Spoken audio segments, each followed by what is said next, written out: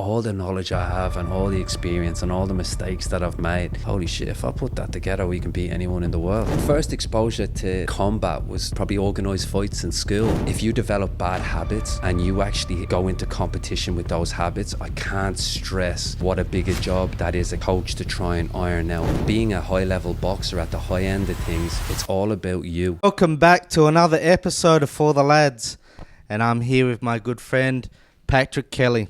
And I just thought I'd let you lead in. Maybe you could tell us a little bit about yourself, how you got into boxing, and, you know, a bit about your history competing before we lead into other things. Yeah. Firstly, thanks for having me, Jamesy. I really appreciate it. We ran the Cairns Box Cup there in June, real successful event, and I like to do all the groundwork, but we were lucky to have Ben Kite that came on there, did a bit of announcing, and Aaron Wellman, but I don't really like to come front and centre. But when you actually, I seen that you were doing the podcast, I know you've trained at the gym. Yeah. I was just like, yes, I was just buzzing for you, mate. Actually putting yourself out there and doing it. So to try and just come on and support you, I was like, we know it's been in the pipe work for a few months, so I'm just happy to be here, mate, and hopefully we can get you a few more boxing guests in the future. Yeah, definitely. Mate, I love myself some boxing, brother. Yeah, like obviously I'm a big MMA fan, but as far as like I enjoyed boxing, like training, I enjoyed boxing a lot more than MMA, because like when I was younger, it was hard to. It's not like now, you know, where there's MMA gyms everywhere. When I was younger, they weren't around. You know what I mean? So when they did start popping up, and I trained in a few, you know, I found that all I did was try to sprawl and then box, and I'm like, I'm just gonna go back to boxing. You know what I mean? Yeah, and but, it's a great sport. I love boxing. You know, it is. Yeah, and James, to see with the development of the UFC and mixed martial arts, you know. Boxing sort of held its own even within that discipline. It's such an important aspect of that sport. Definitely. You know, so you know, what's that fella's name, James? Is he Georgian? And you know that he's having real success. He's just signed to fight Gaethje actually. That Topuria. Ilia Topuria, very good boxer. Kind of plods, but when I say that, I'm not like being negative towards him. He's just, you can see he's very meticulous, and he's setting traps. He's smart. You know, like like I mean, look at what he's done. You know, with Holloway and Volkanovski. You know, and then Oliveira. You know, like he's very impressive. And what's really good for us as a boxing community is that I'm sure there's athletes all around the world scrambling to boxing gyms to learn technique, because if you want to stand and throw hands with that guy, you know, you're gonna have to be skilled up, because if you're not, he's just gonna stop you. Yes, yeah, he does. So but yeah, Topuria. I mean, for me, I've always said, like, as far as, and I might catch a bit of heat for this, but as far as boxing goes, or as far as street fights go, I would put boxing as the most important. I mean, I know a lot of people say wrestling, but at the end of the day, you don't want to be on the fucking ground when you're in a street fight. At least the way we grew up fighting was, you know, it'd be you versus a group or group versus group, and the last place you want to be is on the ground, you know what I mean? Because if you're on top of someone pounding him, someone else is going to run up and kick you in the head. Yeah, it's just like life, isn't it, James? When you're on the ground and not in your best position, people are ready to come in and stick the boot in. Yeah, it's the exact same way. I remember talking to one of the guards about that, and how I said, like, I don't really like to be on the ground, and he sort of took it in the way of like, I wasn't competent or comfortable on the ground, and I was like, no, it's not that. It's if I'm on top of someone, you know, I'm vulnerable to get kicked in the head by someone else that I can't see from behind me or something like that. And he kind of laughed it off, and it happened to him fucking 2 weeks later. Yeah, and that's a huge danger. You can't see vision is the most important thing, and when you're down there, you just can't see what's coming from different angles. If you got good head movement, and boxing gives you a good ability to read your opponent. You can get in and out and get the fuck out, That's the best way to go. The only thing is like broken hands and stuff like that, when you got gloves on, you don't have to worry about that. It's a real issue. It's a real issue without wraps and gloves on. Definitely. Yeah, 100%. Yeah. Even that bare knuckle at the minute, just watching it, it's just the next level. I'm just like how their hands are holding together. It's amazing. So to watch. brutal. It's so brutal. To be honest, I don't watch it, but obviously the last fight was just so big that Jeremy Stevens sort of came up on my feed and watched a few of the undercards, and it is brutal. It's next level violence, really. Yeah, they just they split as well. When it's bare-fisted, man, they just get cut to pieces. Yeah, it can be a hard spectacle to watch, actually, James. I know myself, I wouldn't want any people close to me doing it anyway, that's for sure. I'm an arsehole, so I enjoy the I enjoy watching a bit of blood and violence, but Yeah. I don't know what can I say. A good friend of mine, Luke, he used to fight in the UFC, and he hates that sort of stuff because he doesn't like but I'm not as nice as him, or as like, hey, it's entertaining, that's for sure. It is. We just got back to that. We brought the lads over to Bangkok for a sparring trip there. Yeah. And we went to that one championship, so I was sort of getting exposed to sports that I wouldn't just see. Yeah. And, whoa, that's just next level as well, with the 4-ounce gloves. And, we seen a with the ties. Yeah, doing the Thai boxing in the 4-ounce gloves. Yeah, it's amazing. Oh my god, yeah. Just to see the damage that they actually take after the contest is just it's insane. Yeah, it was a good experience. No, I wish because I know the UFC is starting to get into pushing like grappling events and stuff like that. I wish they did that as well. Or actually, I mean, I love the grappling. I'm not saying get rid of the grappling, but I will say get rid of the slap fights. Like, that stuff's retarded. You never see? Where they stand Dana White's thing. Yeah, where they slap each other and like. See, like I was joking around a bit before, saying, I'm not partial to watching a bit of violence, but I cringe at watching that because if you see someone knocked out in a professional fight, they're doing it against a trained professional athlete, usually at the peak of their game. Like, they really had to earn that. So there's like, there's a lot of art in the brutality of it. There's like beauty in the violence. Where if you get two people standing there and just like a rock'em sock'em robot, just slapping each other, knocking each other out, I cringe at that. You're just getting brain trauma for no reason. I can't imagine they're making big bucks doing that stuff. Yeah, I'm not a fan of this. I'm not a fan of the slap fights at all. It's not smart, James, and it's like most people when they start boxing just want to score the goal, but you have to realise that it doesn't work that way. There's a defence, there's a goalkeeper, you got to string passes together. That's right. Where that's just an open goal. There's who's going to want to see someone kick an open goal with no other players and no one there to try and stop it? 100%. And that's basically what that slap fight is. 100%. Yeah. You're just taking all the skill out of it and just having the violence. It's a bit much for me. Maybe if I was young, I'd get a bit more of a kick out of it, but I don't think it's good. Yeah, it's the world we're living in, isn't it, Jamesy? It's just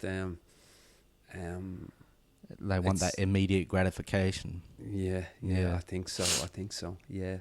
So how did you get into boxing? Like, what led you into boxing? Yeah, sorry, James. Yeah, how did I get into boxing?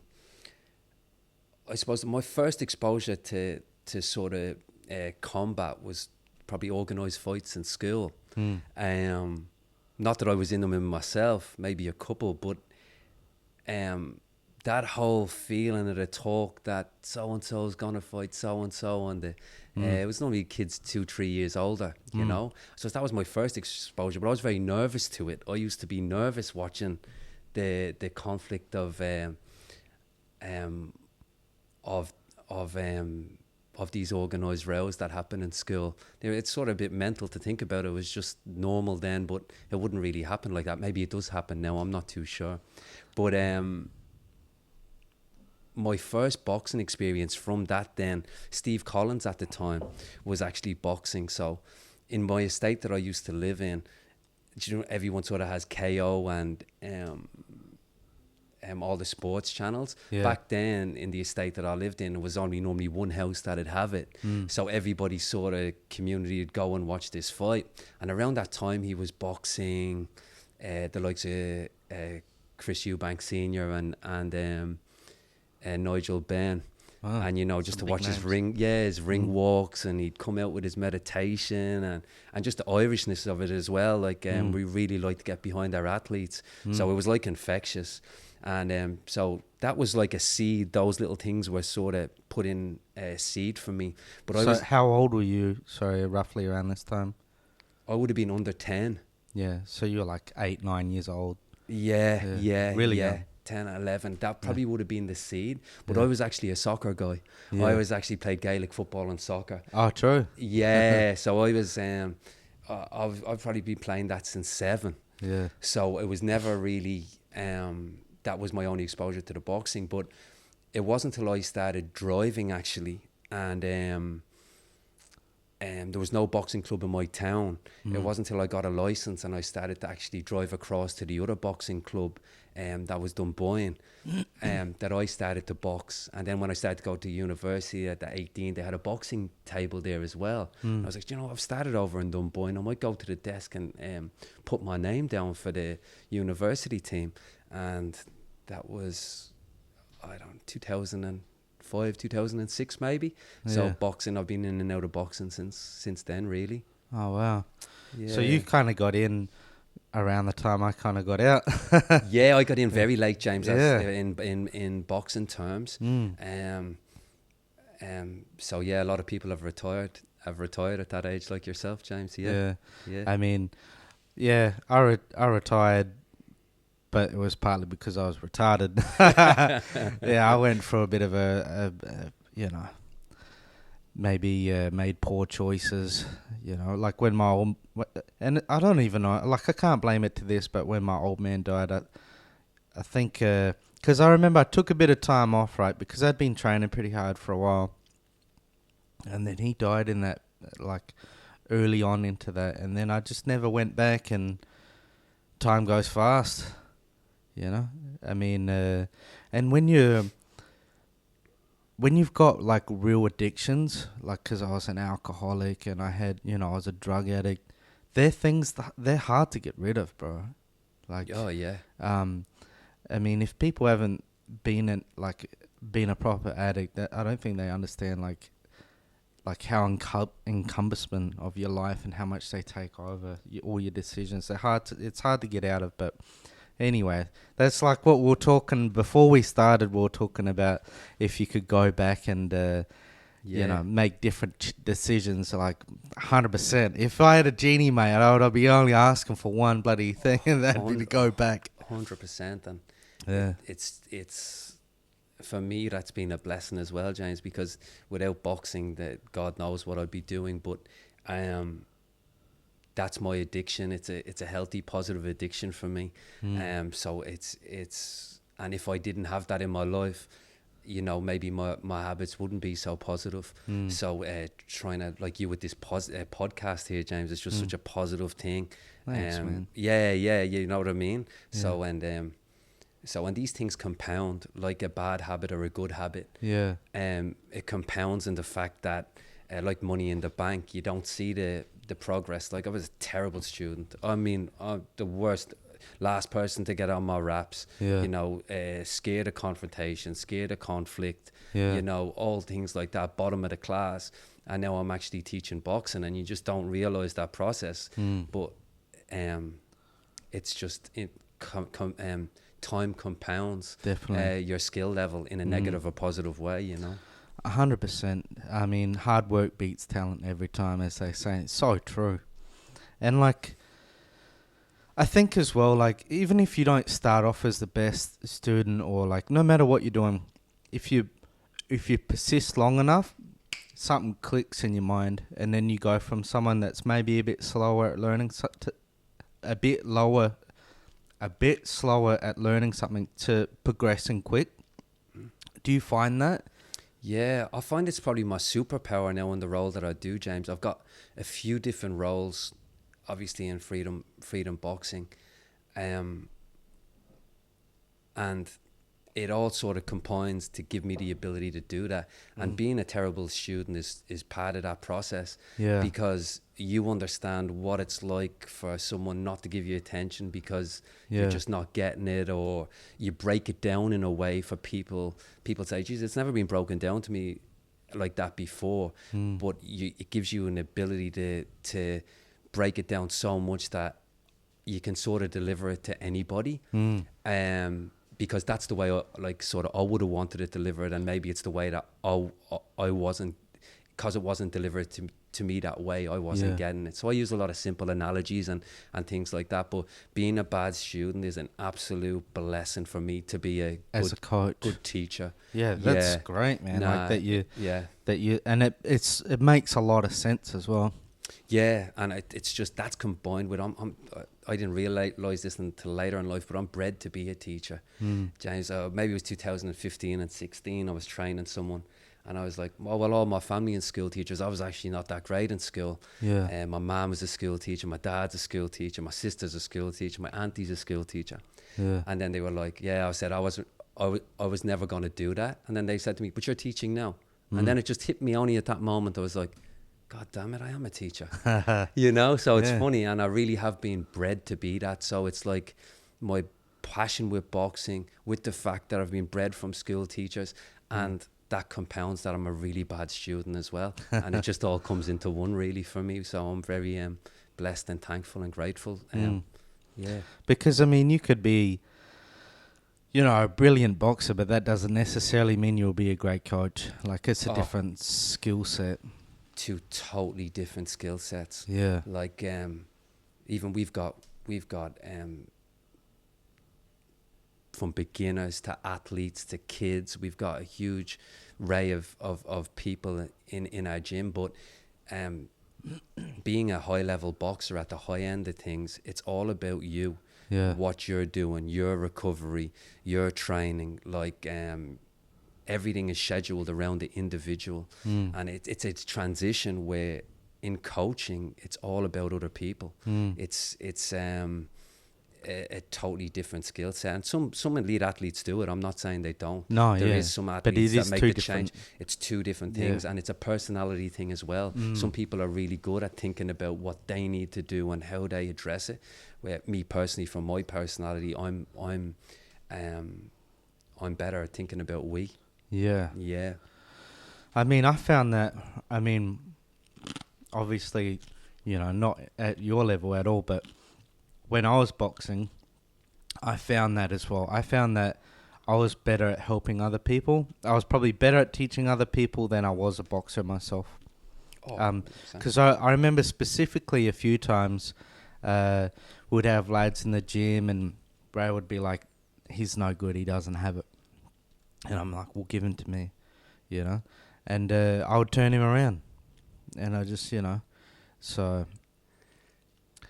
No, I totally get what you're saying there, James. Like, because my mum is an unbelievable teacher, and they don't build them like that anymore. And like,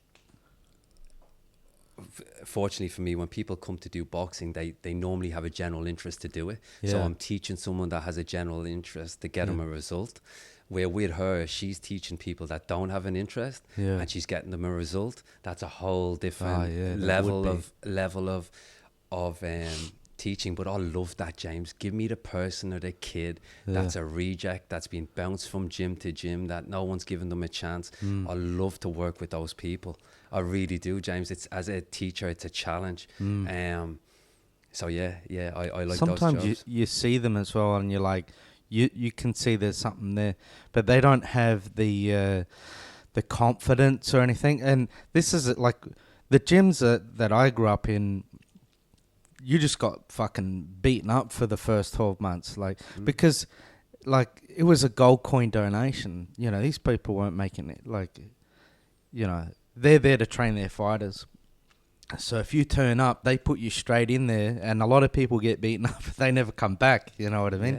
Yeah. So you really gotta but I get it, but realistically, that's not the best way to train people, because then they might pick up little things like negative habits from being thrown in there with guys they're not ready for. So I found if I took guys aside, I would try to build their confidence with me. And because this is a long time ago, but back then, I had a bit of experience, and I was confident in the ring. So I was happy for them to throw heavy at me, and I was drawing out of them. Like, if I'm doing this, see, I'm open here, throw harder. So get them to be looking for openings, and then get them to be comfortable to actually hit me hard. Because that's another thing as well. Some people feel very uncomfortable about like throwing heavy shots at someone. Yeah, no, I get what you're saying there, and your points, James, that even when I started boxing, they wouldn't give you attention for 3 months. I remember going home saying, I don't think anyone up the club's even like me. They call everyone else for pads. They don't call me for pads. But they just want to see that you're going to keep rocking up. And then after the 4th month, you start to see they start to give you time. They start to give you attention. But I can't imagine doing that in our junior program, just ignoring a kid for 3-4 months and getting a result. And like you say, you were thrown in the deep end. Where our junior program, James, we don't even do head contact with them.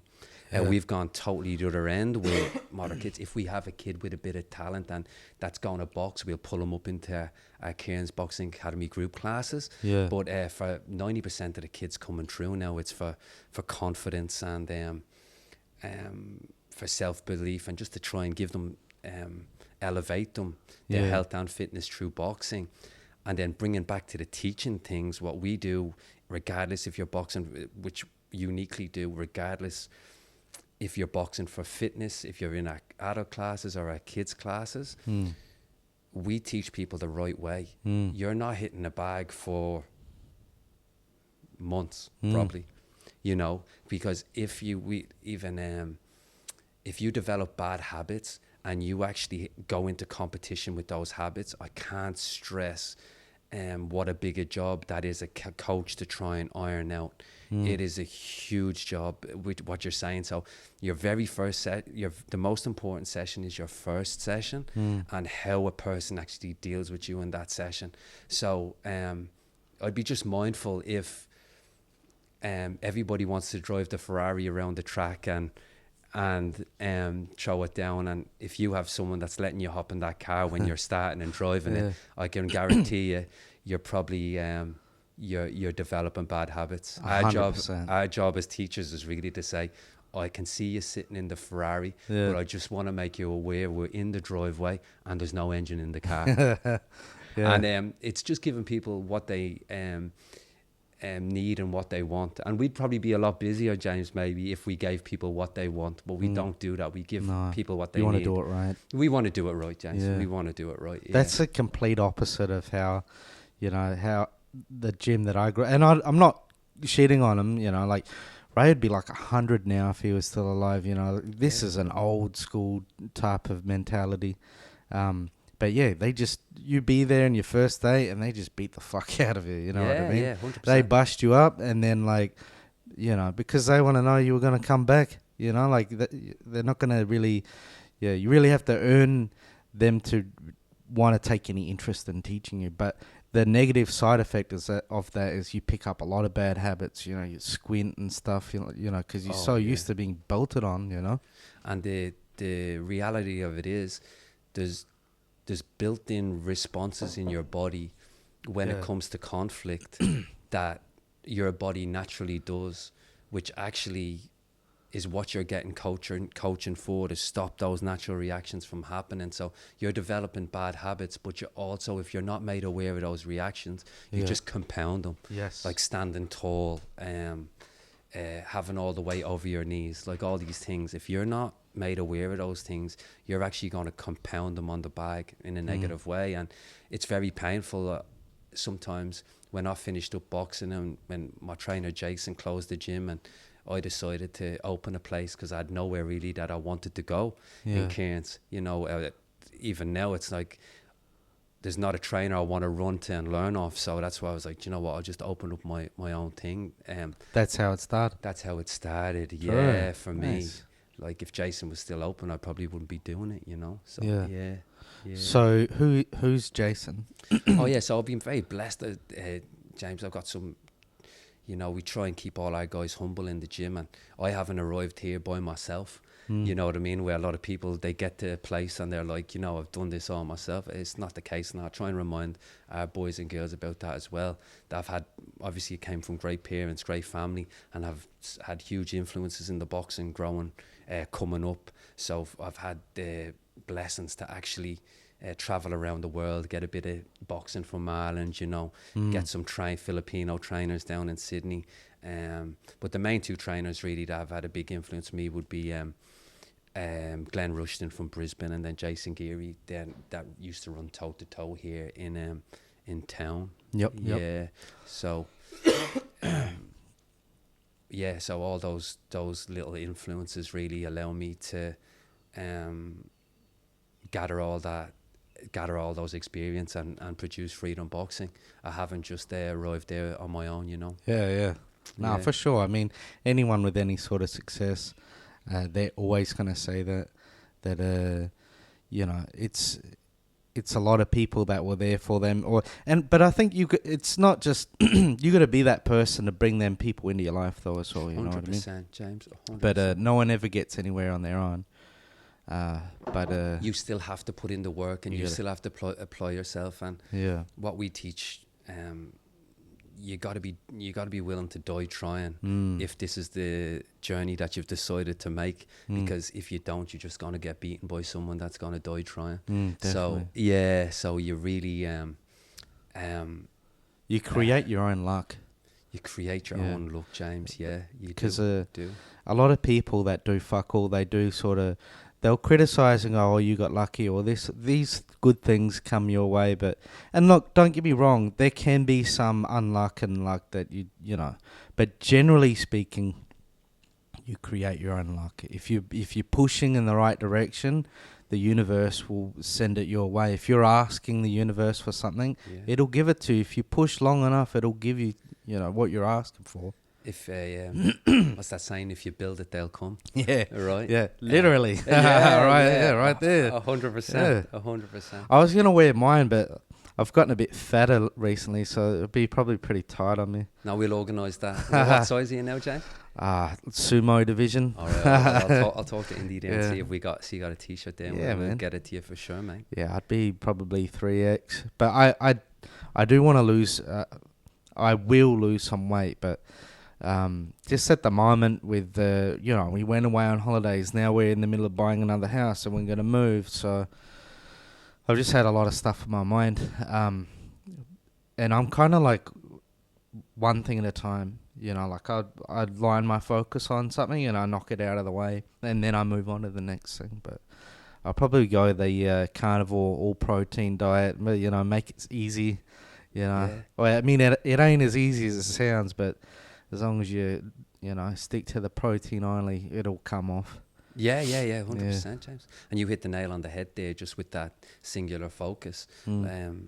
Same with us in the gym. We're very much just, it's every minute of our working lives really that you're focused on trying to elevate people through boxing. There's not much outside of that, and like when you're chasing something, it has to be that focus on that thing to try and build anything of note.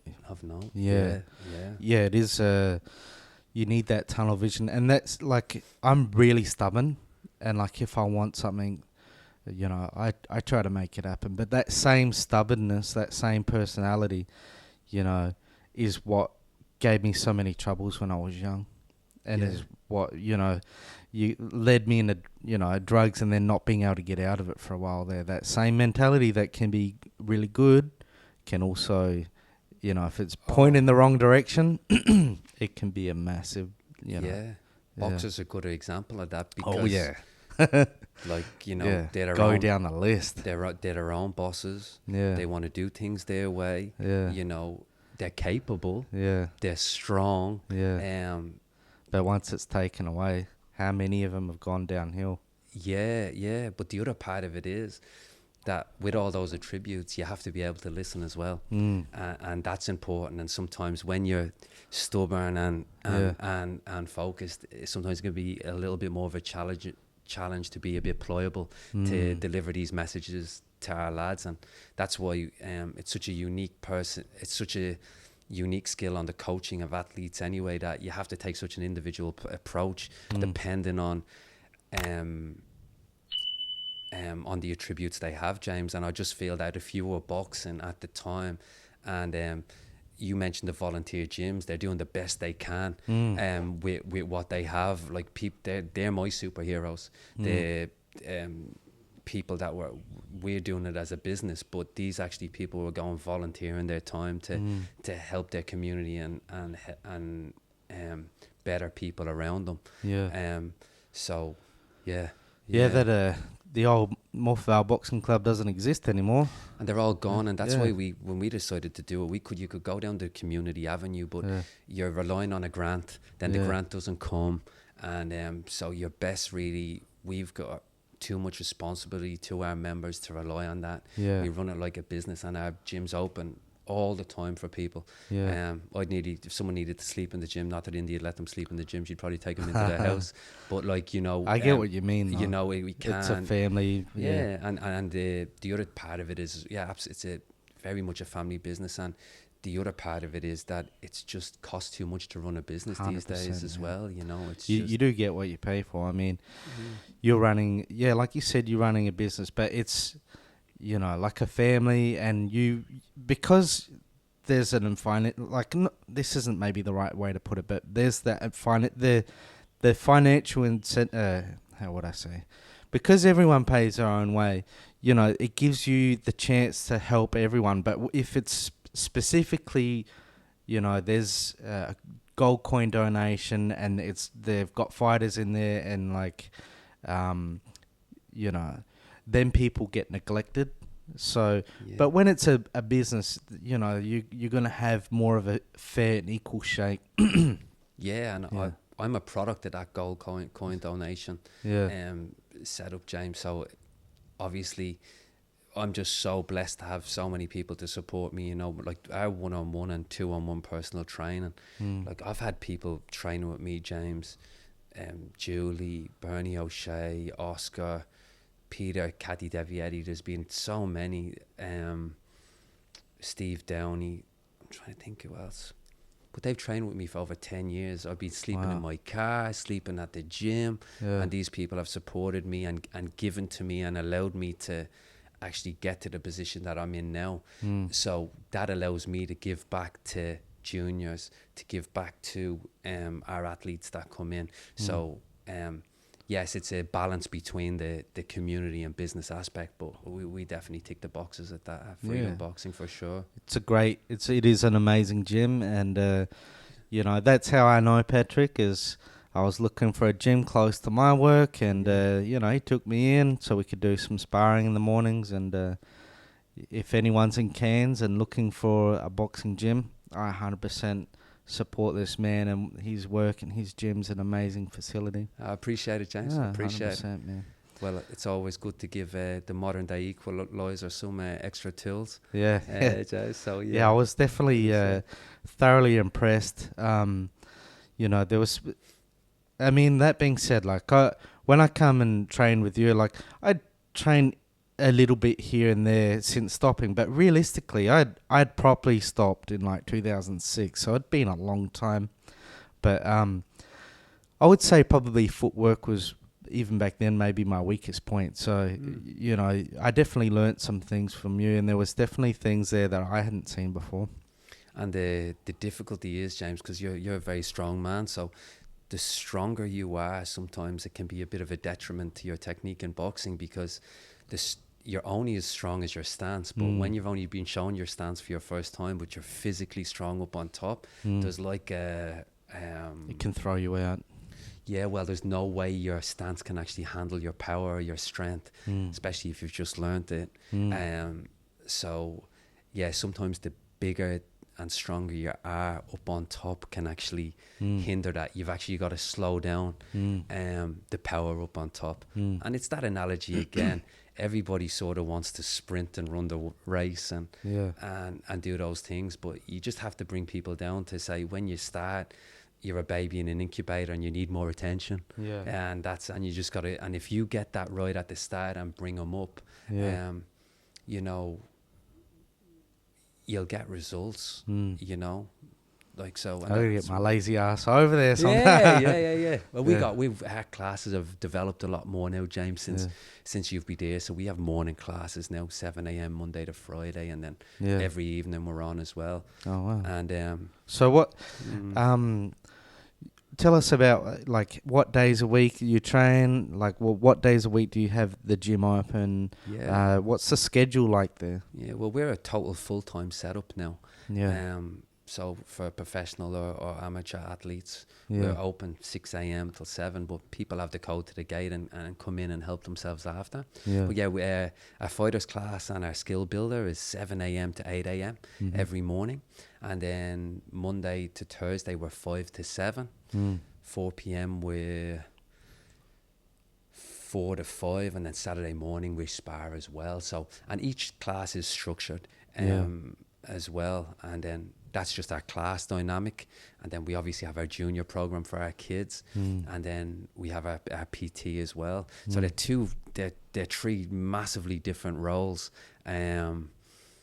Like the one-on-one PT, you're sort of meeting people at where they're at. People mightn't be in the best shape. They might be nowhere near getting to a... don't let this... I might look like a physical specimen, but... that's what happens when you get older and work all the time. Sorry, go on. No, you did well, James. But yeah, you're meeting people where they're at and you're building them up and getting them some confidence. And sometimes you're dealing with acute injuries as well, and people waiting to get operations and a bit of rehab and stuff. And then on the PT, you're getting people that just want to come for specific boxing knowledge as well, like yourself, James. They're like, listen, I want to know this exactly. So you're catering for people that are just starting out and very specialized people within that group. So what kind of you want to tell us about maybe any sort of upcoming competitions you've got coming, or we have how many lads you've got in circulation that are competing? Thanks, James, for asking the question. I'd love to tell you about. So we have about 4 active fighters at the minute. We've actually just lost one to Tasmania. Oh, true. So so Vincent Lakandula is obviously doing very well at the gym. He's really done well. Like, he's won Queensland novice titles, all in B division, in A division. He got to the semi-final in States this year, James, and 2 judges gave it to us and 3 judges gave it the other way. So listen, he's very close to a state final in him, and he's only 5'2" at 60 kilos. It's very small, and but Genie, is he dedicated and hard working, and once you get an amateur to that level, they're going to make a good pro. There's a lot of pros already that don't actually even aren't at that level. Don't get to that level. So he's still got a lot to learn, and he's only been boxing for 3 years, really. Wow, really? He's only been boxing for 3 years. That's true. Yeah. It usually takes a while to get to that kind of level. And again, Vincent had 6 fights at old school with Rob and Riley Allen, and then he came across to us. So, and then all the other fighters that we've had of built from scratch. So we haven't had any... dream jobs where we're getting complete fighters that have amateur records, or the easy jobs, I love to say, James, but we're not getting them yet. Not to say that I wouldn't take them if they came my if they came my way. You never know, someone might move to Cairns, you know. But speaking of Vincent, how long do you reckon he'll stay as an amateur? Like, obviously that's you never really know, but what do you really think? What do you?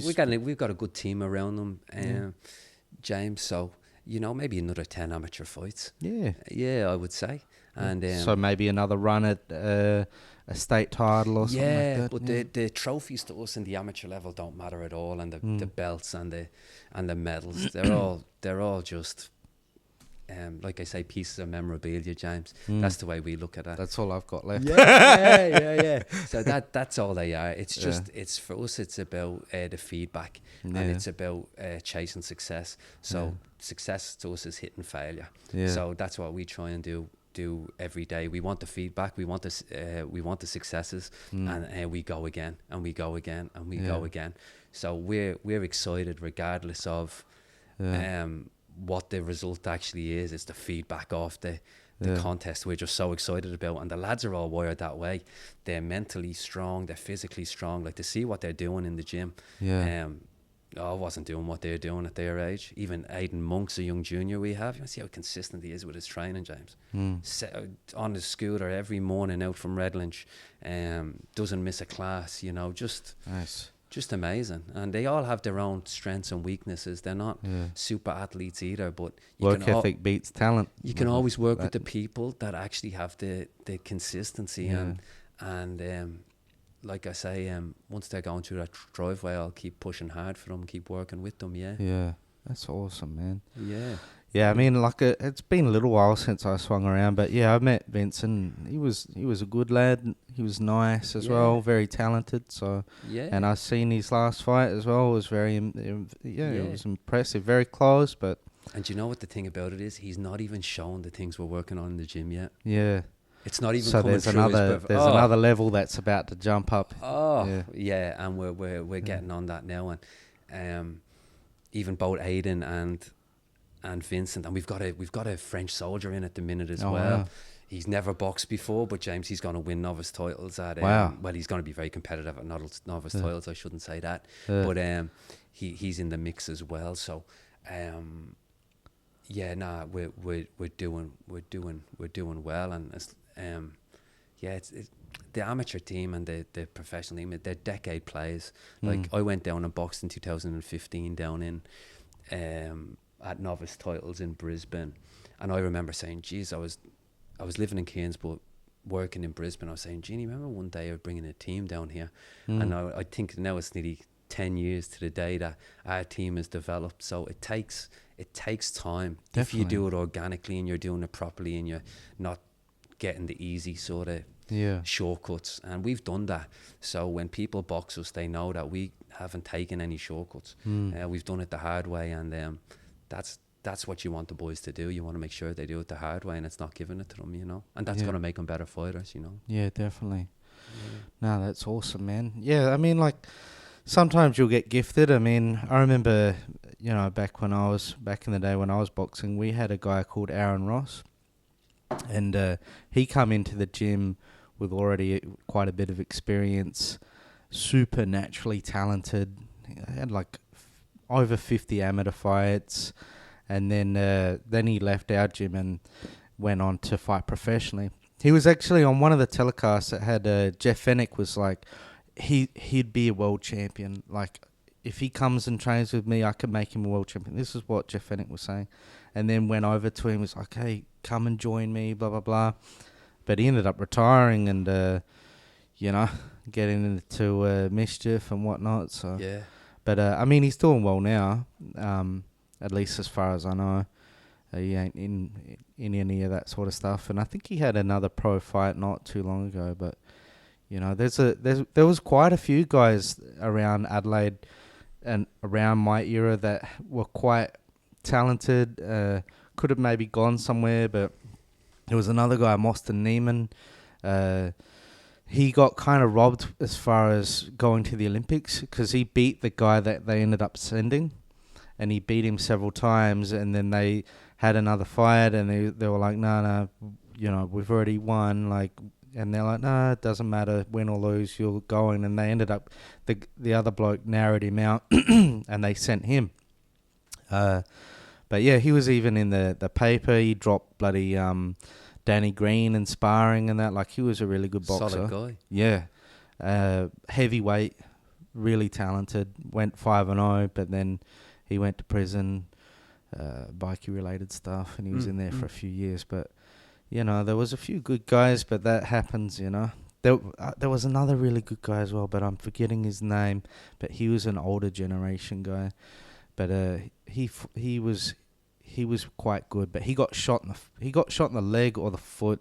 He had like a bit of a limp, but he was still a badass, even though he was all kind of fucked up. But yeah, I mean, sometimes unfortunately boxing can take some of them talented guys away, you know. It's the mentors that are really important, James. Yeah. To have around them, it's key. Like I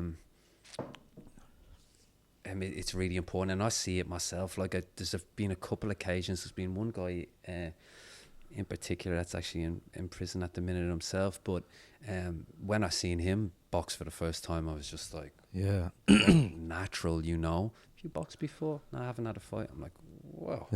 You know, I'm like, in my mind, I'm like, holy shit. Yeah, holy shit. And like even Tristan at the I might have has only had one fight, but very natural. But I haven't had that with a kid yet.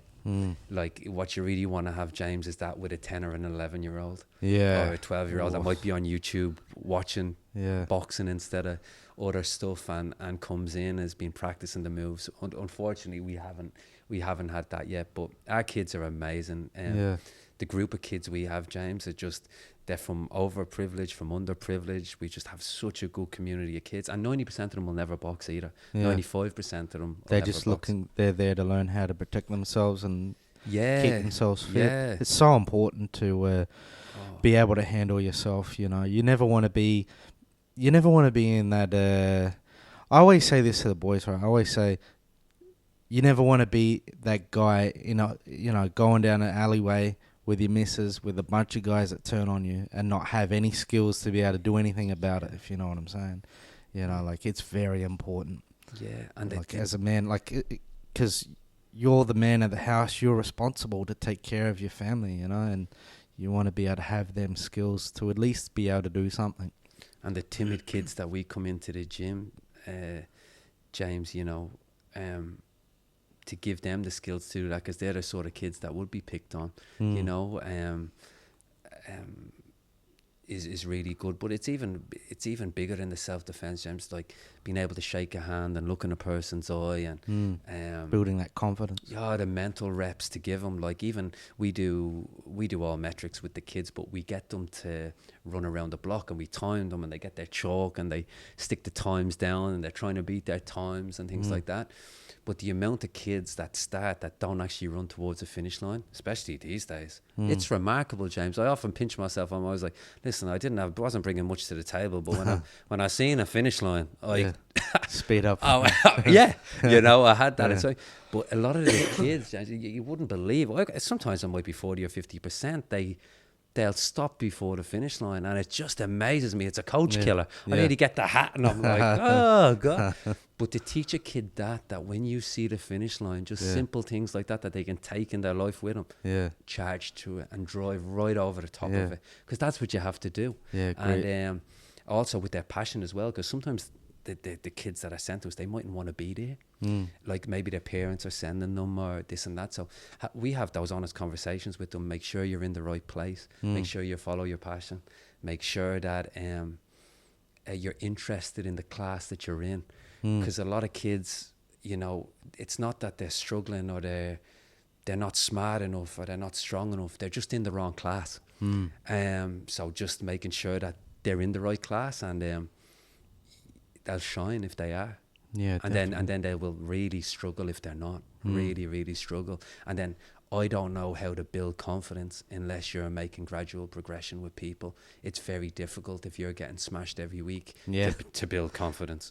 That's what. It's I don't know. Goes back to what I was saying before. You have to be a certain character to do that, and the kids aren't resilient like that these days. So it just would not work. Yeah, you got to be a meathead.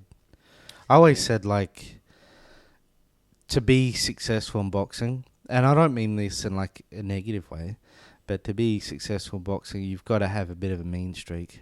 Oh, you have to be. You have to be an absolute, and that's even for me. I'm not like that. No. I can turn that switch on when I need to turn it on. Yeah. But the good ones, James, the difference is they can't turn it off. Yeah. And we have a few. Like I was saying with all the top guys that in our area, and went to prison. Yeah. So we're blessed to have a few of them in our gym at the minute, and it's a real honor as a coach to have those boys in there, because sometimes you got to pull them back, and that's what you want to do as a coach, because they'll overtry and they'll some of them will even try and push themselves through injury, and it's like, nah, rest, I say no way. So you gotta, and that's what you want for the elite level guys. You want to be pulling them back, because if you're having to push them, they will never get anywhere. Not at that level. Yeah. And the more level you go up to divisions, just like I say, to be a top level amateur, you're a professional athlete. Yeah, definitely. Yeah. I mean, maybe in the beginning when they're young and they don't have any confidence, I mean, you can build that into them. But once they, once you're getting to a high level, 100%. You're never going to get to a high level anyway if you don't have that kind of mentality. No, it just ain't going to happen. 100%. Yeah. And I think that's why we have to get behind these people and behind people that are coaching, because, even where we're located in Cairns, it's difficult for actually sports here to compete against the rest of the state because of our geographical location. Like, I don't know of too many athletes that are going down winning in Brisbane. And then it must be hard if you've got a basketball team or a soccer team. How expensive would it be to bring those guys down? Yeah, definitely. It's like half the country away. 100%. Queensland's massive, And like, James, what the kilometres our guys fight, like, it's unbelievable, because Matty Jr. and Matty Sr. that started with us, when we laid down the options, they were like, oh, we want to try and test ourselves against the best, and the best boxers and the best competition, they converge around Brisbane and Gold Coast. So to be in that mix, it's a huge financial investment, and we're just so blessed to have so many sponsors, James, that get behind the lads. I might give them a quick shout out. Yeah, I was just going to say, go for it. Right? Yeah. So Simon and Tina, they're Matty Senior's mum and dad, from Darwin, Eco Options. Matty doesn't even box with us anymore, and they still make a donation to the club every year. And all these sponsors actually help to get our event, our Cairns Box Cup, running, up and running. So what do they do? Like, they actually do roofing, James. So, and they come to Cairns and do roofing as well. Yep. So they're contractors there. Simon's been at it for years, top roofer. Nice. And then who else? Stratford Medical, unbelievable. They help our lads get their bloods. Nice. Really, really, really good behind us. Yeah. We've got NQ Tiles.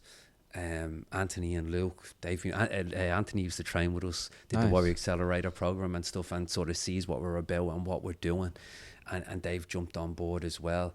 And I see you did a racing podcast recently, James, where you had the Marlboro jacket in. I didn't get a chance to listen to it, but we have Wes and Ash from Wilmore Smash Repairs.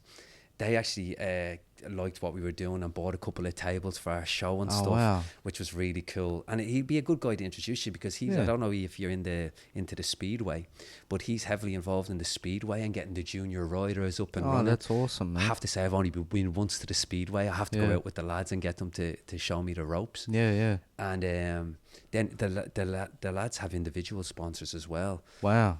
So Muddies have came on board in Aiden. Stoddard Constructions came on for Cade. Trish and Paul, the prawn business, came on for Vincent and things like that. Wow. And it's just really heartwarming that the community is getting come around. Yeah, definitely. And if they don't, we can't really do it, James. I don't know, the bill what we put up for travel is just it wouldn't be cheap.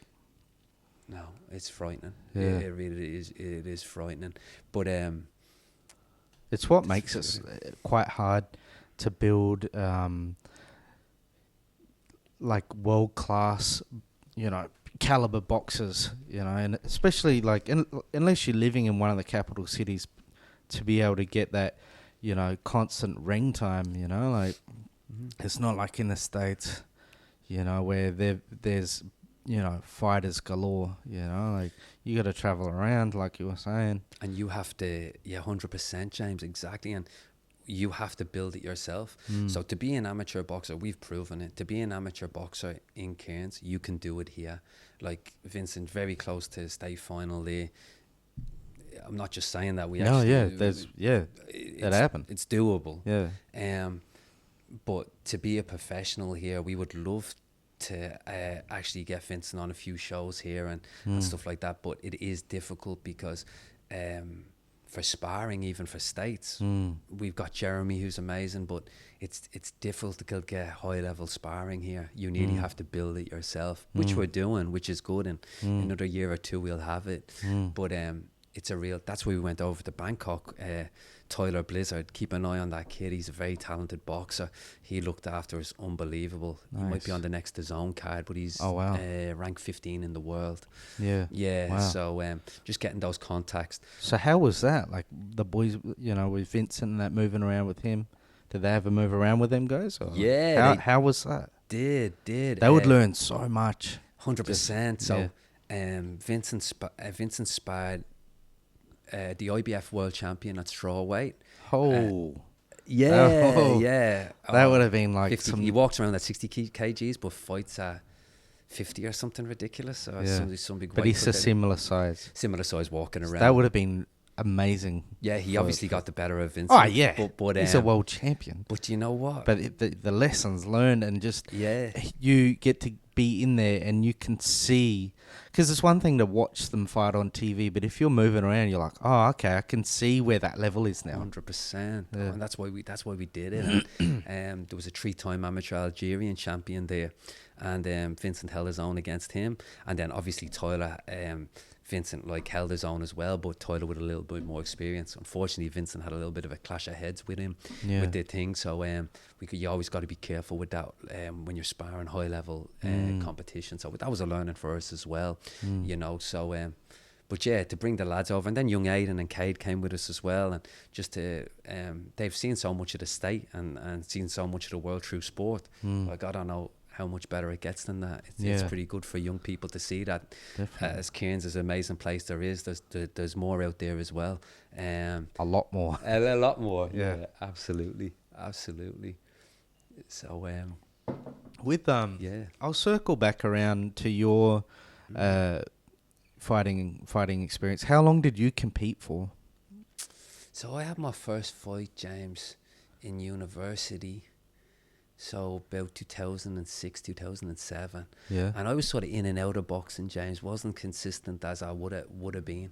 Yeah. So I had about 17, 18 amateur fights. Yeah. But it wasn't really until I sort of met Jason that I realised I was doing everything wrong.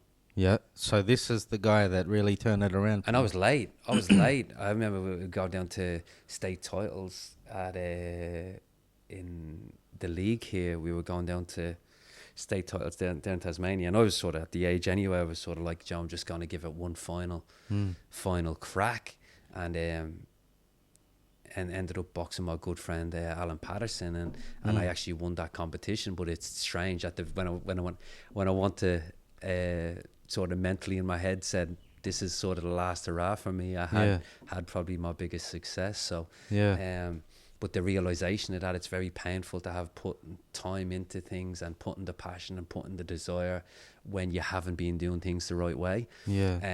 So when I finished up and when Jason closed the gym and I had to think about it, I was like, all the knowledge I have and all the experience and all the mistakes that I've made, holy shit, if I put that together, we can beat anyone in the world. And that's what I was like, from that, James, I'm just like, that was my sort of hypothesis, if you want to call it. And we're just on that road now, and sorry to interrupt, is that Jason? He had a gym here in Cairns.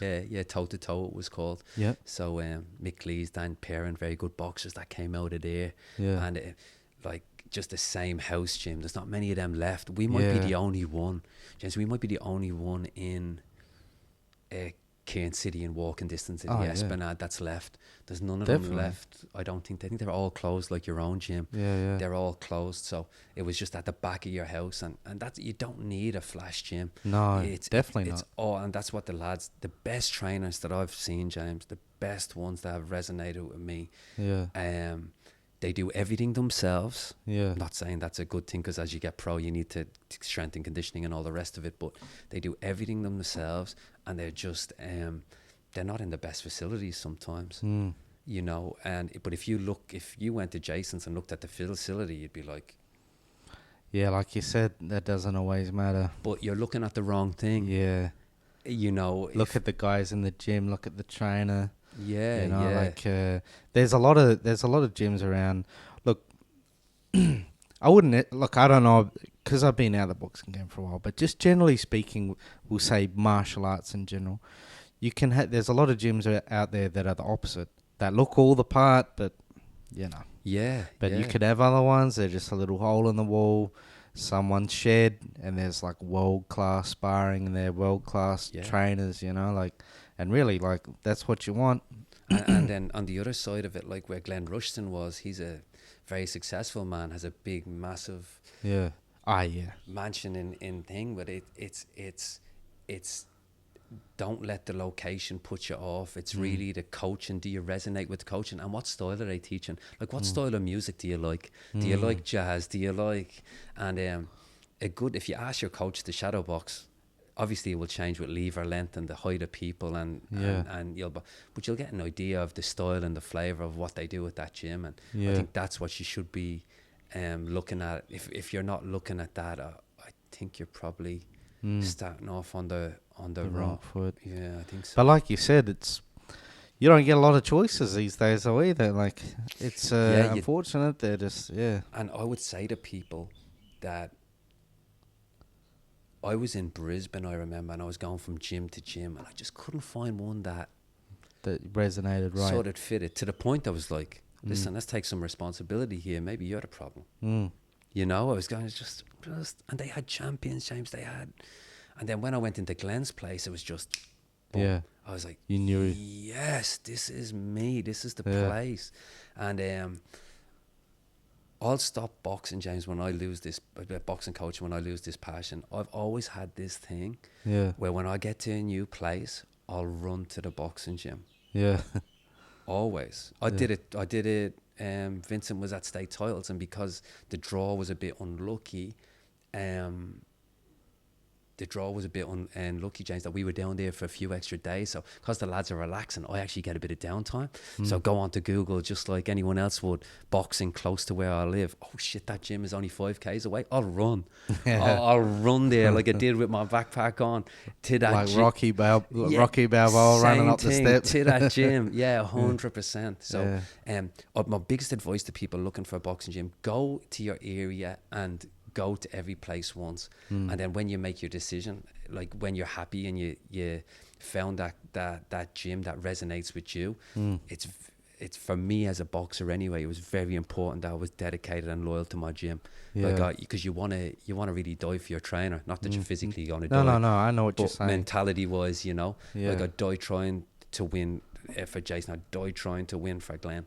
I'd not that you physically would, but like mentally you'd be prepared to. No, I know. To do that. So if you want them to be loyal and invest in you, it's got to go both ways, I guess. 100%. And what they were really good with, James, they were really good teachers. On top of everything else. So that's what you need in this game, and you just got to be able to listen. They'll both attest that I wasn't the best student, like they're saying, James. I don't know how to listen at the best of the times, but from those experience, I understand that. Well, you must have listened pretty good because you picked up a lot of skills, brother. You learned a lot, so you must have listened pretty good. And then a lot of the boxers in the gyms teach you a lot too, James. And I've Ben Sava and Jeff Frazier. There's a lot of really good coach. Thanks, mate. There's a lot of really up and good coaches coming as well that influenced me a lot as well. And Adam Core down in Sydney. Like, I've had so many. Andy Vence's over in the state. He was sparring Shakur Stevenson. I've done a lot of work with him as well. So I've had a lot of teachers. So I'm very, very blessed. Yeah. So what about with we'll swing around. As far as being a fan, like, what's some of your, let's do that. Yeah, some of your favorite fighters, some of your favorite fights, like. As a fan, it's so big. Where do you start? Yeah, it is. Yeah, I'll start first. Go ahead, there, James. Yeah. So Roberto Duran and Mike Tyson, they're all my guys.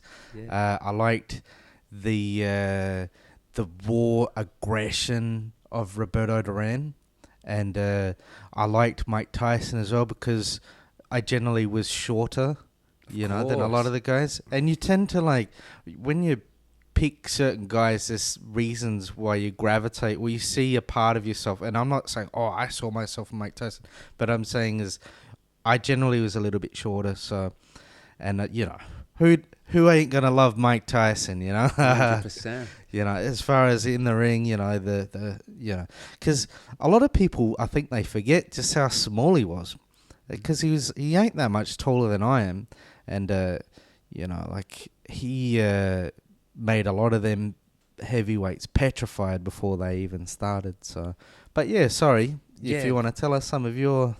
No, but I know what you're saying about Mike Tyson, James, and you got to be watching the right person for your lever length. Yeah. Like Cade sometimes will be showing me pictures of Lomachenko, but he's 85 kilos. I'm like, can't move like that. Like have a look at Usyk. Like look at someone with that sort of frame. Yeah. But I like the old school. To be honest, James, I love watching fights without sound. Yeah. People, I forget. So there's no, none of the commentary can sway you. You can kind of form your own opinion. And I forget, James. So I invite people over, and I'm watching it without the sound, and they're like, "Hey, what's going on?" But I said, "Oh, sorry, I forgot." To put it on. Yeah. And but I love watching Sugar Ray Leonard, Sugar Ray Robinson. Yeah. And Roberto Duran, of course, Marvin Hagler, all those fights, all those the 80s middleweights there was just on another level. And that's before our time, James. So it's actually, you have to go back and sort of dig through that. Yeah. But then moving up from our time, I suppose, Steve Collins for me. Yeah. Joe Calzaghe. From Wales, unbelievable. Yeah, he's one of my favourites. Nigel Benn, Chris Eubank Sr., Prince Nassim. My old boxing trainer, that was his favourite as well. Yeah. It's the same. And we actually, that Ingle boxing gym, the Ingle Way, that's where we always got our slogan, the Freedom Way. It's actually from Brendan England, an Irish trainer. He was the guy that produced all those champions there. Prince Nassim, Junior Witter, Kel Brook that we just talked about. Yeah, yep. They all come from an Irish trainer down there. Yeah. I mean, a lot of great boxers come from over your part of the world, over in the UK and Ireland and all that. Yeah. So, and because it's it isn't like a massive country like Australia, and it's so population density, it'd be a lot. Your access to competition is going to be a lot easier compared to here. Circling back around to what we were saying before, there's a lot of good boxers over there. We had my friend Chris O'Reilly there in the gym when he was living in Cairns. He's actually having his for second pro fight on the 18th. So best of luck, Chris, if you see this. But he was Irish elite champion, and when you ask him how many fights he has, I'm not too sure. Yeah, he's had over 100. He just doesn't know. That's He's had enough where it doesn't matter anymore. He's no idea. Yeah. He's no idea. He can't remember from when he's a kid. He's had so much, Yeah. So it is good there. But obviously my favourite boxer, I suppose, James, is it's tough, isn't it? Can you give us a top 3? Well, Mayweather would have to go in there. Yep. Mayweather. Oh no. Yeah. But he's a great boxer, but man, every Mayweather fight I used to watch this because I was hoping he would lose. Yeah, so with me, James, it's the same thing. I turn off the sound, so I'm only watching the 12 3 minutes sort of in between. But I'd have to put him in there. Joe Calzaghe would be the next one. And then I'd probably have to put Steve Collins in there just because he's planted a seed that's in my life. But there's so many. James Toney, Bernard Hopkins, Roy Jones. We haven't even mentioned Roy Jones. I always thought, man, if you could take... I mean, there's a good argument, right, that prime middleweight Roy Jones is maybe the best boxer we've ever had. Yeah. So if you could dump him in the 80s with all them boys... just if he was just in that wrong decade, if he moved him from the 90s to the 80s, it would have just that would have been cool, man. There would have been some really good matchups. 100%. Yeah. Even the old school boxers, was it Sugar Ray Robinson there? Like even his amateur record I was looking at the other day, was it 60 amateur fights, like 48 knockouts or something? Like something just, it was like how they used to fight every week. Like the toughness of the men back then was just immense. They are definitely tougher than. And every generation weakens, I suppose, in a way. And but then again, obviously, the health concerns and everything. Like Terence Crawford only box once a year now, probably. Yeah, so. You know what they say, mate. I haven't even mentioned Terence Crawford. He has to be up there on the list. Yeah. Pretty good performance against Canelo, eh? 100%. Yeah. I'm not gonna lie, I was going for Canelo, but like I didn't really have a dog in the fight. You know, I just wanted to see a good fight. But yeah, that was a masterclass. Yeah. Unreal. Same with Mayweather. The couple of times I'd go against him, I'm like, never again. Yeah. I went against Crawford for the Spence fight, and I went against Crawford for the Canelo fight, and it's the exact same thing for me. Never again. Yeah, he's definitely he made himself an all-timer for sure. 100%. That performance. 100%. I mean, Canelo's definitely. You can see a decline. 100%. Like he's not his prime. But I don't know, man. I think even if he was, the way he schooled him, but you can just see like he's just a beat slower. Like when he shoulder the few things he does, he's just not quite the guy that he was. He just but he's still world champion. Yeah, unbelievable. You know what I mean? It's not like he's fighting him when he hasn't had a title in a few years, and like he was undisputed champion. So like you can't knock him. And that's the thing about boxing fans as well, James. And what I say to the lads, you got to be careful of the crowd, myself included, because they can be fickle. Yes. Like losing to Terence Crawford, like with Errol Spence, look what happens. Everyone says he's no good. He's a fantastic operator. He's unbelievable. He just lost to the most elite fighter in the world. Same with Canelo. He just came up against an elite fighter. It doesn't make them. No. They're still all killers. Yes. And they're still all like next level, and they still very much should be respected. Definitely. Anyone so, that can get to like halfway decent journeyman boxer is a dangerous man. 100%. Let alone someone that wins a world title, let alone someone that's a household name. Yeah. It's like, really, you're going to talk shit about that guy? Like, lucky for you, he's not here, right? Yeah. You know, yeah. And air's tin at the top, as they say, so that these mountaintops that these are at, there's percentage differences between you winning a fight and losing a fight, and then unfortunately in the boxing world you're thrown down the bottom of the mountain after it, so you can only really congratulate any person that even tries to make the journey up there. That's a part of like with the podcast, that's part of what I wanted to do, is like I want to bring on, like Rowan is like, oh, you should get this guy, and she was talking all like modern fighters, and I'm like, one, they're never going to want to come on here, and two, they're way too busy, and three, like I want to talk to the guys that I grew up watching, that I was a fan of, you know, and I want to kind of give reverence to that older generation, you know, because just because they're not competing anymore doesn't mean that I'm not a massive fan, you know. And a lot of the people that I want to talk to, you know, we'll just take the UFC for example, right? I don't think there's anyone competing in the UFC right now that I would rather interview than Ken Shamrock.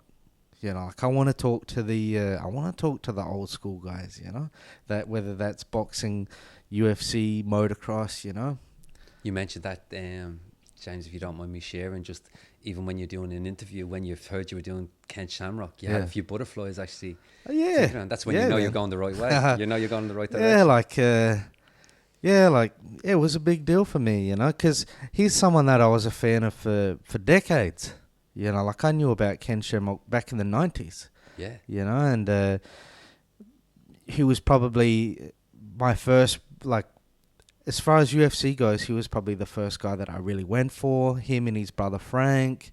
The first pay-per-view that I got to actually see live, not in person, but on TV, because, you know, like, you know, it's not like now where it's you get a lot more access to stuff, you know, like it was the Ken Shamrock Tito Ortiz fight in UFC 40, I think it was. So, like, yeah, like I've been a big fan of his for a long time, and then getting to call him and then have a yarn with him, like because we had a quick yarn before jumping on, and and it's not just Ken, it's a few guys now, a few different other UFC vets.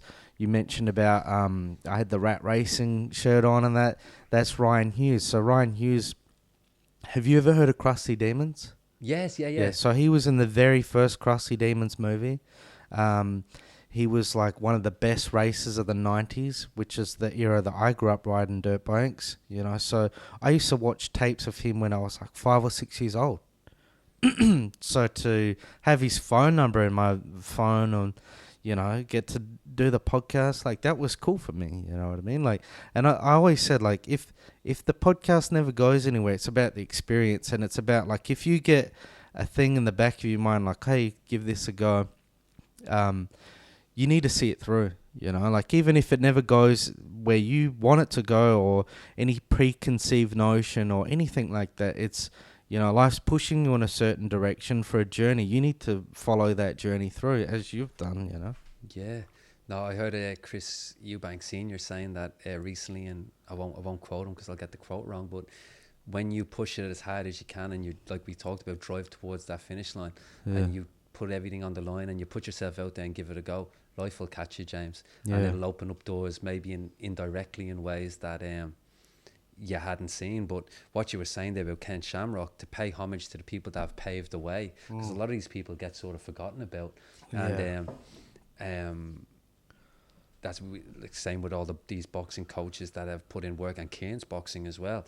Like, there's a lot of clubs that we've built on top of, and if they weren't in existence, we wouldn't be able to grow. And then obviously we're providing that for the next generation in the future. So you got to stay grounded, and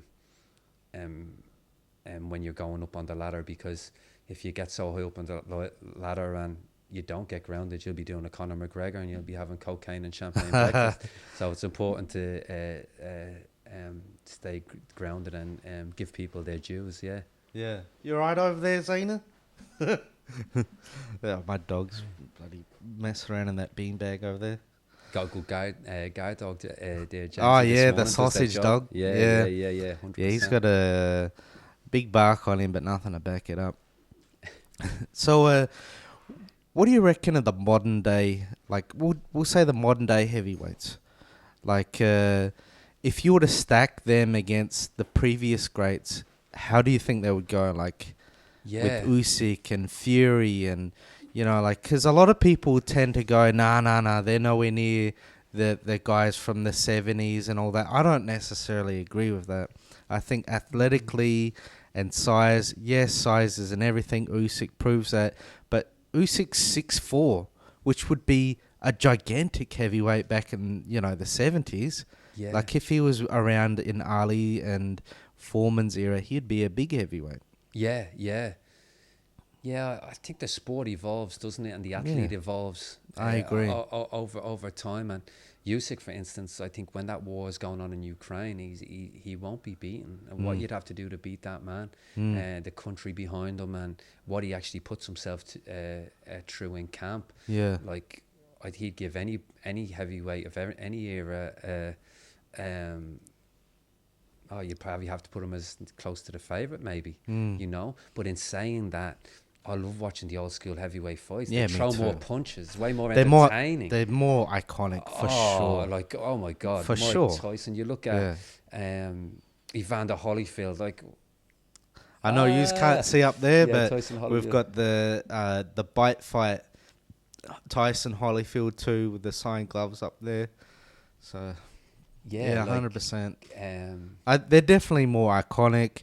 100%. I think the skill, it just is my opinion, Jen. Yeah. The skill level is a lot better. Yeah. And the fighters put themselves in a lot more.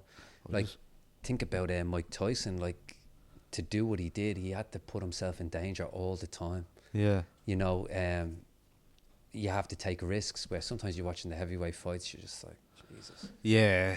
It's like, come on. Like, but some of them are entertaining, but yeah, it's hard to compare, isn't it? You'd love to see it. You'd love to see it. I think the work rate of the older fighters is is evident in their fights. Some of the rounds they just go out, start fast, and it's just an all-out war. But my heavyweight, not James, because I don't have any heavyweights at the gym at the minute. You're not really watching them. Well, not watch them as much as the weights I have in the gym. I'd watch more of that. But obviously for the big fights, I'll tune in. Yeah, I agree. I think just society is different all round. But yeah, I think they definitely. I don't know if I'd even say they wanted it more, but I definitely fucking look like it. They were like.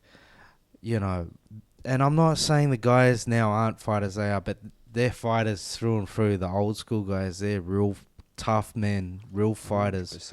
I think maybe athletically they've improved. They seem to be a lot bigger. But in saying that, they don't throw near the amount of punches. When you look at it, I don't know. I could be wrong on saying that, James, but we have to looking at the punch stats, it seems from me watching the fights that the volume's a lot more. You'd have to pull the CompuBox up there, yeah. 100%. Yeah. And everything's calculated as well. And I suppose the business of boxing now is there's so much money on the line. You're not going to take the chances because the consequence of you putting yourself in the danger zone, it's like, I don't know what heavyweights get paid now, but it's hundreds of millions. Oh, yeah. Like it's insane. And a loss, what I hated is that, a loss is like the end of someone's career, like that really hurt boxing. And then it was sort of floating around in MMA, and I'm like, hey, no, fuck that stuff off, because that isn't good for competition when you can get them where they're more like fighting not to lose instead of to win, Yeah, 100%. Which, I get it, but you know what I'm saying. Well, I think this Turki Alalshikh from Dubai. Dubai, mate, he's got the fights happening. He's really now, saved. He's saving boxing like, right now. Like even we look at that Canelo Crawford fight, never would have happened without him. So it's like, and watching it on Netflix as well. You're not even paying. Yeah, yeah. Don't get me started on some other main events, but he's really shaking things up now, and the boxing fans are getting the fights they like to see. Yeah, there might be a downside to that on the flip end. I'm not too sure, but the time will tell. I think as far as fans go, it's nothing but positives, at least from what I can see. But for the athletes, it could be a negative in the fact that they might get too much control over boxing. You know what I mean? Like even say like Tim Tszyu, for example. I mean, I know Tim's had a rough run, but Turki was like, nah, I have no interest in him. And, as much as they're giving us great fights, yeah, you know where I'm going with it. Yeah, there could be some negatives there that could come around. And like now you got Turki and Dana teaming up. Like that's why the UFC's been so successful, right? Is because they've had a monopoly, and so they can give us all the best fights. It's with boxing, a lot of the times you can end up missing them big fights, and they either don't happen or they happen way too late. You know what I mean? Yeah. But on the flip side, they make bank. Where the UFC, don't get me wrong, they still make good money, but it's not the same kind of money. But to bring it back, James, to when they hired out Times Square there, James, and they had the Devin Haney fight, was it Teofimo Lopez, but it was just star-studded, and it was a stinker. The 3 fights were a stink. And I thought to myself, imagine to close Times Square. And then have that. How much would that cost? Yeah. Right? And then they were saying that the Conor Benn fight and the Chris Eubank fight threw more punches in that fight than those 3 fights combined. Yeah. So I think he's learned from that. I think he's expecting people to crack on a little bit more, because as a fighter on that sort of stage, like whoa. Well, that's right. I mean, Turkey's not gonna be offering you up another big payday again if you don't sell the fight. And when I say sell the fight, I don't just mean like the pre and post fight stuff. I mean in the ring. Yes. If you're not putting on something exciting, Because at the end of the day, it's a business. Like obviously Turki's a fan, but if he's just going to burn money, he's not going to be interested. And yeah, you might get one big good payday and put out a boring fight and squeeze out a decision. But if that means he's like, I'm not interested in working with you anymore, it can hurt you in the long run in your career as well. So there's a bit of a dynamic 100%. There that I can see you touching on. And if he likes you, like he loves Joy Opetaia, he loves Terence Crawford, like God, he's going to give them life changing opportunities if he likes your style, you know. That Jai Opetaia, there's a lot of talk about him possibly going to heavyweight at some point. Yeah. So that could be interesting. Yeah. Him and Usyk would be a banger. I mean, at the moment, I'm gonna go with Usyk, but you never know. You know what I mean? He's a stone cold killer, Jai Opetaia. We went to watch him down in Gold Coast there. He broke the guy's jaw. Yeah, he's mean. Can you hear it from the crowd? Yeah. Yeah, and everyone wants to see this Zerdo fight. The other Mexican world champion. Don't know what's happening there. He might be injured or something. But he's fighting again on the Gold Coast in December. I might go down and watch it. Yeah. And I'll see if Tyler's down there. If he is, I'll head down and watch it. But that's the fight everyone wants to see. Yeah. Is that Zerdo and Opetaia fight. It's a real good fight. And two southpaws as well, so it'd be very interesting. You know, another big name coming is Moses Hatauma. Yeah, Hatauma's he's a beast, and he's definitely one to watch for. 100%. What's your opinion on Hatauma? Yeah, I'm trying to think. Joseph Parker's fighting. Oh my God, who's Joseph Parker? The name's. The guy Joseph Parker's boxing, I forget his name. Have they lined up a fight for Parker? I didn't even realise. Yeah, it's signed up. Woodley. Oh, no, not Woodley. Sorry, James, his name's gone. It'll come back to me. Yeah, I'll have to get the phone to check it. How I forgot that name, because I really should know it. But I'd like to see him against someone like that. Or they've got this Brisbane heavyweight, Tero Moana. That'd be a good fight. Or Justice Hooney. That'd be a good fight. Justice Hooney would be a perfect fight. There you go. Yeah, I mean, as far as Fabio Wardley. Oh, okay. That's what I was thinking of. Yeah. Oh, true. I feel fucking real bad for him, eh? He is well and truly earned his crack at Usyk. Are you talking about Joseph Parker? Yeah. Yeah. I feel he has gotten the rough end of the. I mean, because it doesn't matter whether people think he wins or he deserves his chance, you know. Yeah. At greatness. You know? He does. He has definitely earned it. I mean, because Usyk was talking about a trilogy fight with Fury and that, and I was just like, get fucked. Like, if they do that, my respect for him as a boxer won't change, but my respect for him a little bit will go down, because it's just like, dude, you've beaten him twice. We don't need to see it again. Fight Parker. Or retire. I mean, my personal opinion is retire, you know. Yeah. Undisputed cruiserweight, undisputed heavyweight, undefeated. Yeah. Like, if he was to lose a fight now, that hurts his stock, and he's in his late 30s. It's best of our era. Yeah. I mean, like, but my point being is you can have that one fight where you look great, and then you're like, whoa, there was a difference there, you know, especially as you're getting older. He's risking it by sticking around, you know. Like. And the other thing I think you can confidently say is that he beats everybody. Yeah. Where, you know, if there was someone that was like, I think he can actually do him, it'd be interesting, but I just can't see anybody beating him. Just father time. Yeah, I think so, mate. And that's the way you want to go out. It's just perfect. You've done absolutely everybody. Yeah. But for Joe Parker, I do feel sorry. Andy Lee trains him, an Irish trainer as well.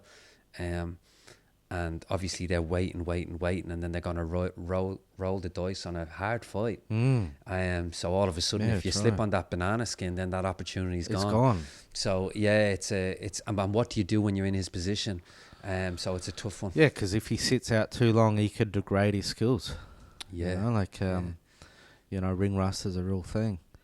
I mean, a tune-up fight, you know, maybe. No, I don't think anyone would, because he's had a lot of tough fights, you know, as of late. I don't think anyone would blame him for taking a bit of a drop in competition just to get rounds in, really. Yeah, I mean, they all used to do it. I don't think. I'm more inclined, James, like, I don't. the ring rust thing, I think if you're getting high level sparring, You reckon it's all good? it's all good, James. Okay. Yeah, you're putting your body like you're getting punches thrown at you. You can stay sharp. Like if they're paying, they have the money to pay for world level sparring. Definitely. You know what I mean? I'm sure They're getting the right guys. They can probably fly it in. So yeah, it's just That's a good point. but maybe you just get sick of waiting, right? On this side, and if you do that, then if he does win that, nobody can take it away from him. Really, definitely. You know, yeah. Yeah, you can't have, if he wins that, there can't be any Fury Usyk 3. That is, I mean, if you're going to do that, vacate the belts. Yeah. Then you can fight, Fury can fight whoever you want.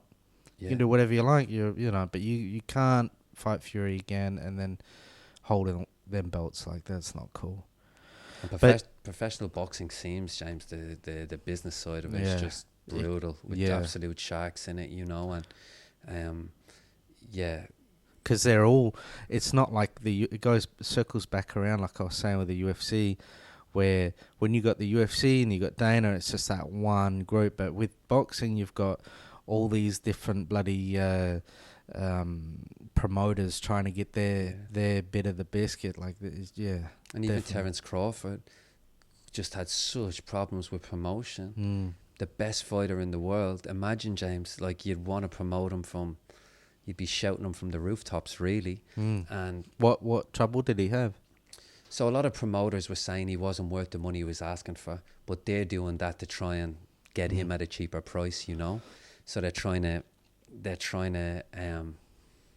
undervalue his worth. And I think without that Turkey actually coming in and giving him the 50 million or whatever he got, he's worth every cent. And he held out. But I say to the lads, I'm like, even Terence Crawford has obstacle after obstacle after obstacle put in front of him, and it's not until he makes all these statements that they go away. So it never stops. You always have to keep making statements. He knew that he would win that as well. Like, I mean, if you're one of the best in the world, they're always going to think they're going to win. But it's like he knew, and he said, like, I remember him. He was basically it's either Canelo or nothing. Yeah, well, I listened to him actually talk about this, James, and Bill Haney, Devin Haney's dad, actually, when he had the Spence fight, way before the Spence fight even, and he says, don't worry about Spence. He's like, go after Canelo. And then that actually planted the seed in him. Oh, true. Yeah, to actually be like, they got a photo together. He was saying he was looking at the size. He was like, then when he got more into it, and the winner of Spence, they sort of had Spence to beat Crawford and then have the Canelo fight. So when that didn't go through, he was like, hell yeah. And you listen to his preparation for it. They were prepping a long time for that fight. So I'm glad they got it over the line. And it was historic. It was historic. Definitely. Yeah. So I usually, most of the time, I try to finish on the last two questions. Yeah, mate. They're not boxing related, but I'll fire them out to you. So, favourite movie? Or like top 3 favourite? Favourite movie of all time? Yeah. Okay, James, here we go. Michael Collins would be one. It's a Michael Collins. Irish movie, yeah. Liam Neeson in it. Oh, true. You'd like it, James? Yeah. It's a good one. Nice. I'll have to check it out. Yeah, Michael Collins is a good one. Braveheart. Yeah, that's a good movie. Braveheart's a good one. It's one of them ones that can take a lot out of you. Like, I couldn't like rewatch it often. You know what I mean? Yeah, 100%. It fatigues you because it's so heavy. It's been a while since I've watched that. My daughter, I wound Cheyenne up actually the other week. I tried to get her to watch it because it's not a good movie that she'd like to watch. She's only 11. I was like, oh my God, I've seen this movie, because she keeps her hair a little bit untidy sometimes. Yeah. And I was like, I've got a movie where your hair looks like that in the whole movie. And I'll stick it on, and it's Braveheart.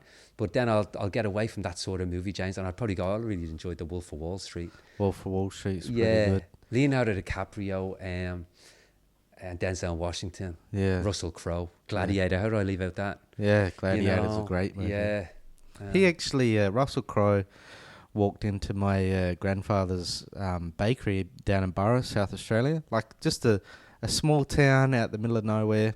And then knock on the thing just before they open. Like, hey, would you mind opening a little bit early? We've got Russell Crowe. Absolutely. And he's just like, yeah, come in, you know, like, just, you wouldn't expect it, you know. Yeah, that's sick. And so my final question, have you ever had any supernatural experiences?